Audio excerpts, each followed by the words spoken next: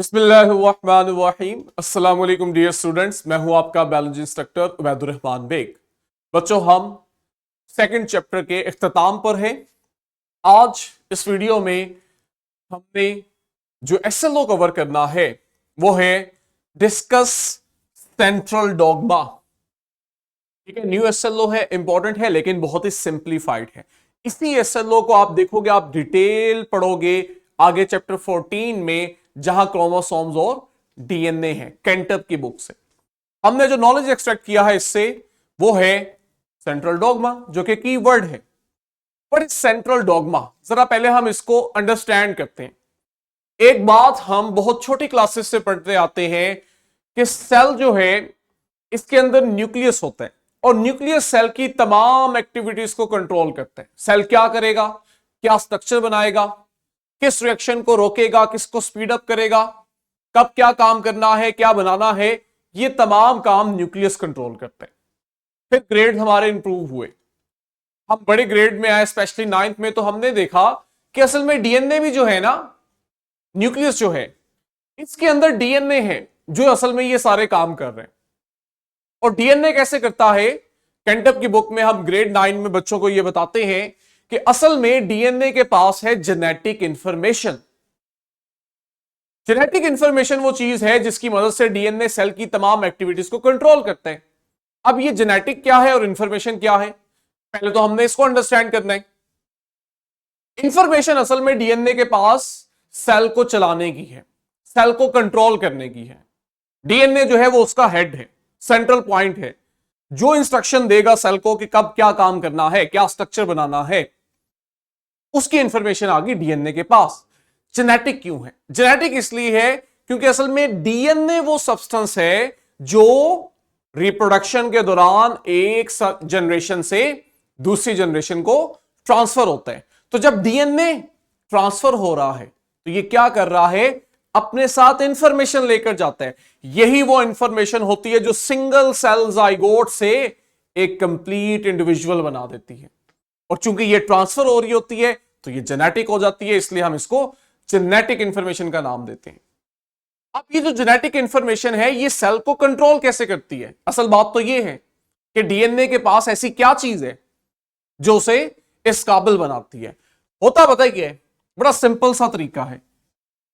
DNA जो है ना, इसके पास है न्यूक्लियोटाइड्स, ठीक है, और न्यूक्लियोटाइड का वो सीक्वेंस जो सेल को एक प्रोटीन बना के दे दे, हम उस सीक्वेंस को पता है क्या कहते हैं? जीन।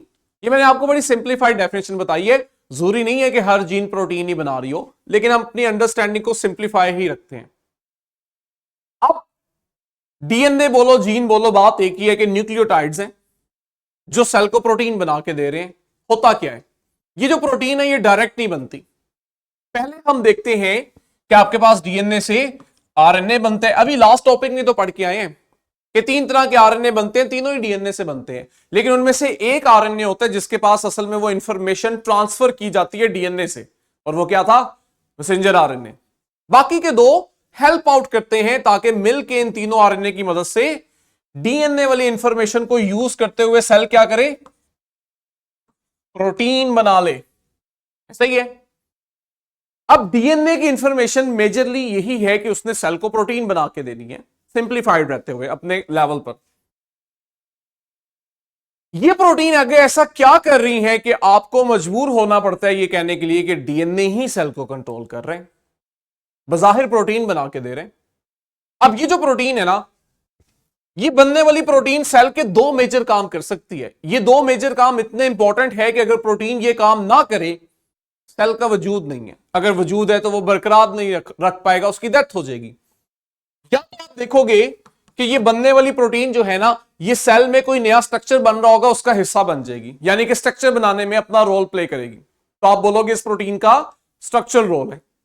या फिर आप देखोगे कि सेल में ये प्रोटीन कोई काम करके देगी, यानी इसका फंक्शनल रोल हो जाएगा। अब जरा एग्जांपल ले लेते हैं कि ऐसी कौन कौन सी प्रोटीन्स हैं कुछ जो कुछ स्ट्रक्चर्स में अपना रोल प्ले कर रही हैं। हमने पढ़ा केराटिन। केराटिन आपके पास नेल में है, हेयर के अंदर है, तो स्ट्रक्चर बना रही है। हमारे पास कोलेजन प्रोटीन है, ये आपकी बोन में है, कार्टिलेज में है, लिगामेंट में है, टेंडन में है, और बड़े इंपॉर्टेंट प्रोटीन है। कोलेजन से फाइबर्स बनते हैं जो आपको बोन्स को स्ट्रेंथ देते हैं, फ्लेक्सिबिलिटी देते हैं। इसी तरह आप देखते हो आपकी सेल मेम्ब्रेन है, सेल में वहां पे भी प्रोटीन्स हैं। हर ऑर्गेनल की मेम्ब्रेन है, हर ऑर्गेनल की मेम्ब्रेन में प्रोटीन्स हैं। अगर प्रोटीन का आप स्ट्रक्चरल रोल निकाल दो तो आपके पास तो सेल ही सरवाइव नहीं करेगा, और जब सेल ही सरवाइव नहीं करेगा तो बॉडी सरवाइव नहीं करेगी, क्योंकि स्ट्रक्चर नहीं बन पा रहा प्रोटीन के बगैर। दूसरी तरफ आप देख रहे हो कुछ प्रोटीन्स हैं, अगर वो स्ट्रक्चर नहीं बना रही है तो कोई ना कोई काम करके दे रही है सेल को। जरा देख लेते हैं कि ये प्रोटीन ऐसा क्या काम करती है कि जो अगर ना हो तो आपके पास सेल सरवाइव ना करे। आपके पास सबसे इंपॉर्टेंट काम ये क्या कर सकती हैं कि सेल में वो जो केमिकल रिएक्शन बहुत स्लो हो रहे हैं उसको स्पीड अप कर दें। मुझे एनर्जी चाहिए, लेट्स से मेरी किसी से फाइट हो गई है या कोई इमरजेंसी सिचुएशन का सामना मुझे करना पड़ रहा है, अब मुझे उसके लिए बहुत ज्यादा एनर्जी चाहिए, और मेरा सेल जो है वो आहिस्ता आहिस्ता ग्लूकोज की ब्रेकडाउन कर रहा है, ऑर्गेनिक कंपाउंड्स की ब्रेकडाउन कर रहा है, और मुझे स्लोली स्लोली एनर्जी प्रोवाइड कर रहा है। मैं तो उस इमरजेंसी सिचुएशन को फेस करने के काबिल ही नहीं रहा, मेरी डेथ भी हो सकती है खुदा ना खास्ता। तो आपके पास एंजाइम आएगा, उसने आके इसी प्रोसेस को इतना स्पीड अप करना है कि मेरी एनर्जी डिमांड पूरी हो जाए और मैं उस इमरजेंसी सिचुएशन को अच्छे से हैंडल कर सकूं। ये आपके पास प्रोटीन्स हैं, वेरी कॉमन। मैं सांस ले रहा हूं, मुझे ऑक्सीजन मिल रही है, और ऑक्सीजन कहां चाहिए वो भी इसी प्रोसेस के साथ लिंक है कि ये ऑक्सीजन लंग से सेल्स में जाएगी और एनर्जी प्रोडक्शन में अपना रोल प्ले करेगी। हम पढ़ेंगे चैप्टर्स में आगे डिटेल से। इस ऑक्सीजन को लंग से बॉडी के टिश्यूज तक, सेल्स तक क्या चीज लेके जा रही है? एक प्रोटीन, हीमोग्लोबिन। मेरी बॉडी को हर वक्त बाहर के एनवायरनमेंट से खतरा है कि वहां मौजूद जर्म्स जो है वो मेरी बॉडी में आके अटैक कर सकते हैं और मेरी बॉडी को वीक कर सकते हैं, मेरे टिश्यूज को डैमेज कर सकते हैं। मैं देखूंगा कि मेरी बॉडी में कुछ प्रोटीन्स हैं जो इन आने वाले पैथोजेंस के अगेंस्ट फाइट करेंगी, और वो आपके पास प्रोटीन्स हैं जैसे एंटीबॉडीज। तो प्रोटीन आपके पास सेल का स्ट्रक्चर बनाने में भी अपना रोल प्ले कर रही है और फंक्शन के अंदर भी। और ये इतना इंपॉर्टेंट काम कर रही है कि अगर डीएनए के पास इस प्रोटीन को बनाने वाली इंफॉर्मेशन ना होती तो सेल और लाइफ सरवाइव ही ना कर पाती। इसलिए हमें कहना पड़ता है कि सेल जो है उसे डीएनए कंट्रोल कर रहा है। ये जो सारा प्रोसेस हुआ है ना, डीएनए से प्रोटीन बनी है, दैट इज सेंट्रल डॉगमा। अब अंडरस्टैंड हुआ कि आपके पास। अब हम आते हैं अपनी बुक की वर्डिंग के ऊपर और जल्दी से इसको कंप्लीट करते हैं। कहते हैं डीएनए के पास है जेनेटिक इंफॉर्मेशन, हमने पढ़ ली है। यही असल में प्राइमरी सोर्स है जहां से आपको इंफॉर्मेशन आती है सेल को। ये उस इंफॉर्मेशन को पहले देते हैं आरएनए को, फिर आपके पास आरएनए से बनती है प्रोटीन। इसे आप कहते हो सेंट्रल डॉगमा। ये जो पहला स्टेप है जहां डीएनए से आरएनए बनता है, असल में होता क्या है, इस दौरान डीएनए की जेनेटिक इंफॉर्मेशन आरएनए के पास जाती है। हम इसे कहते हैं ट्रांसक्रिप्शन। और इसके लिए अगेन देखो एक एंजाइम यूज हो रहा है जो प्रोटीन है, आरएनए पॉलीमरेज, जो आता है और डीएनए के एक स्ट्रैंड से आरएनए का सिंगल स्ट्रैंड बनाता है। लेकिन मजे की चीज ये है कि वो जो डीएनए है जिसके ऊपर जीन मौजूद है, ये आरएनए एंजाइम डायरेक्ट जीन के ऊपर आके नहीं अटैच होता, ये जीन से थोड़ा पहले आके डीएनए पे अटैच होता है। ये जो जीन से पहले वाला रीजन है डीएनए का, जहां इस आरएनए पॉलीमरेज एंजाइम ने आके अटैच होना है, हम इसे प्रमोटर कहते हैं। तो आपके पास आरएनए पॉलीमरेज प्रमोटर पे अटैच होता है, फिर उसके आगे जीन पड़ी होती है जिसको रीड करके वो आरएनए की कॉपी बनाता है। आरएनए बन गया, अब इस आरएनए ने जाना है राइबोसोम के पास।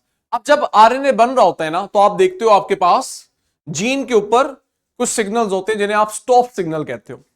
ये वो स्टॉप सिग्नल होते हैं जो आरएनए पॉलीमरेज को बताते हैं जीन एंड हो गई है, मजीद अब आपने प्रोटीन नहीं बनानी। और आरएनए जो है वो इन सिग्नल्स को पढ़ के प्रोटीन की सिंथेसिस स्टॉप कर देता है, और ये प्रोटीन फिर जाएगी कहां पे, बल्कि आरएनए पॉलीमरेज जो है, ये जब आरएनए बना रहा होता है तो ये आपके पास जीन के ऊपर स्टॉप सिग्नल्स को पढ़ता है, और वो स्टॉप सिग्नल इसे बताते हैं कि अब मजीद आरएनए को नहीं बनाना, यहां पे जीन एंड हो गया। ये आरएनए फिर आपके पास जाता है राइबोसोम के पास, जहां पे क्या होगा, इस आरएनए से प्रोटीन बननी है। आरएनए से जो प्रोटीन बननी है इसे आप कहते हो ट्रांसलेशन। ये आपके पास डायग्राम है जिसमें डीएनए से बना आरएनए। इसमें कुछ स्टेप्स हम स्किप कर रहे हैं, रेलेवेंट चैप्टर में पढ़ेंगे कि उसकी प्रोसेसिंग होती है। जब फाइनल हो जाता है तो आपके पास ये मैसेंजर आरएनए जाता है राइबोसोम के पास, जहां पे इससे बनती है प्रोटीन। आरएनए से प्रोटीन का बनना ट्रांसलेशन कहलाता है। हो क्या रहा होता है, जनरली हम अभी बात कर चुके हैं कि आपके पास राइबोसोम आरएनए के ऊपर मौजूद जो इंफॉर्मेशन है, जिसे हमने कहा था ये कोडोन की शक्ल में होती है, और कोडोन क्या थे, 3 न्यूक्लियोटाइड्स का यूनिट, इनको पढ़ता जाते हैं। ट्रांसफर आरएनए उसके मुताबिक अमाइनो एसिड लेकर आता है राइबोसोम के पास, और राइबोसोम उन्हें आपस में जोड़ के प्रोटीन बना देता है। ये जो 2 स्टेप्स हुए हैं, डीएनए से आरएनए का बनना और फिर उस आरएनए से प्रोटीन का बनना, जिसे हमने ट्रांसलेशन का है। ट्रांसक्रिप्शन और ट्रांसलेशन इन दोनों को मिला दो, आपका सेंट्रल डोग्मा प्रोसेस कंप्लीट हो जाता है। और मजे की बात बताऊं, ट्रांसक्रिप्शन और ट्रांसलेशन यानी डीएनए से आरएनए और आरएनए से प्रोटीन का बनना, इसी को हम कहते हैं जीन एक्सप्रेशन। अब ये टर्मिनोलॉजी बच्चे बहुत पढ़ते हैं लेकिन उन्हें क्लैरिटी नहीं होती कि जीन एक्सप्रेशन से क्या मुराद है। जीन एक्सप्रेशन से यही मुराद होता है कि उस जीन के पास जो इंफॉर्मेशन है वो उसको यूज करते हुए सेल को प्रोटीन बना के दे दे। और वो कैसे होता है, 2 स्टेप्स में, ट्रांसक्रिप्शन और ट्रांसलेशन के थ्रू। इसी को सेंट्रल डोग्मा भी कह रहे हो, इसी को जीन एक्सप्रेशन भी कह रहे हो। ये देखो सारी इंफॉर्मेशन यहां पे समराइज हो चुकी है। डबल स्ट्रैंडेड डीएनए से सिंगल स्ट्रैंडेड आरएनए आया राइबोसोम के पास, इस आरएनए को राइबोसोम पढ़ रहा है, और आने वाले जो अमाइनो एसिड हैं जिन्हें कौन लेकर आ रहा है, ट्रांसफर आरएनए, इन अमाइनो एसिड को आपस में जोड़ता जा रहा है और आपके पास पॉलीपेप्टाइड चेन बना रहा है। जो बच्चे क्यूआर कोड के अंदर इस वीडियो को सुन रहे हैं, आपने वीडियो के इख्तिताम पर अपनी स्लाइड पर आना है। यहां पे आपके पास मैंने एक वीडियो अटैच की, आपने इस सारे प्रोसेस को विजुअलाइज कर लेना है बस, ठीक है। यहां पे हमारी आज की रिकॉर्डिंग और लेक्चर कंप्लीट हो चुका है। एसएलओ जो हमने कवर किया है वो है सेंट्रल डोग्मा, जिसको आप बड़े अच्छे से अंडरस्टैंड कर चुके हो। सिंपल कंसेप्ट है लेकिन एसएलओ के लिहाज से हर टॉपिक ही इंपॉर्टेंट है, शॉर्ट, एमसीक्यूज, लॉन्ग, तीनों तरह से आपने इसकी प्रैक्टिस करनी है। यहाँ पे जो वर्कशीट और क्वेश्चन बैंक है, लास्ट हमारा इसी तरह का एक बड़ा सिंप्लीफाइड लेकिन बहुत इंपॉर्टेंट टॉपिक रह गया है, जिसे इंशाल्लाह हम नेक्स्ट लेक्चर में कवर करेंगे। कल मिलते हैं बच्चों, तब तक के लिए अल्लाह हाफिज।